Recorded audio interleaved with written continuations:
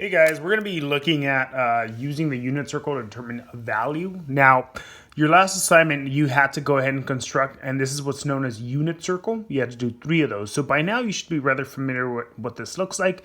You've copied it 3 times. So today, once again, we're going to be using the unit circle to determine values.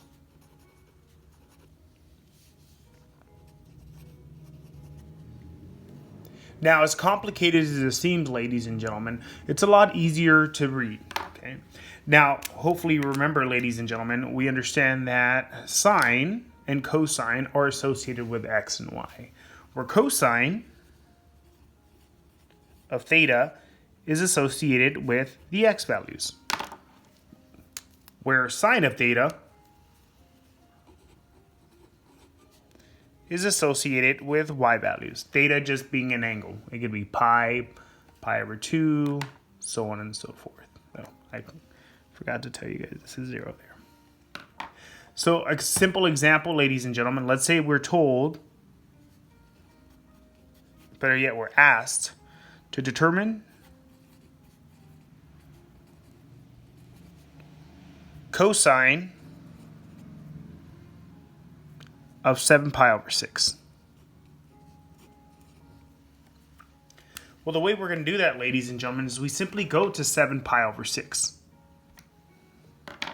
That is here. That's this angle here. So now we're focused our attention to this one here, guys. Right?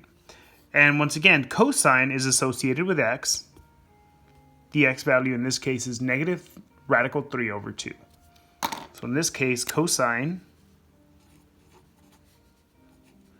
of 7 pi over 6 equals, now remember, cosine is x at 7 pi over 6.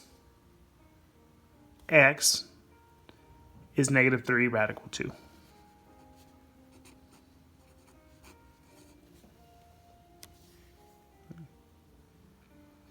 Now, another example, ladies and gentlemen, let's say they ask us for sine of 4 pi over 3.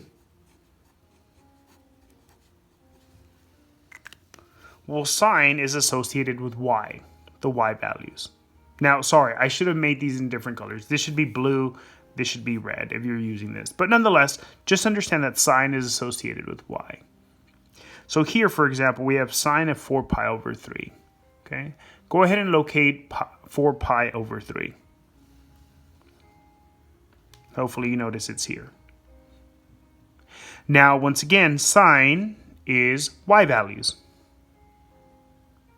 So we go to 4 pi over 3 and we look at the y value.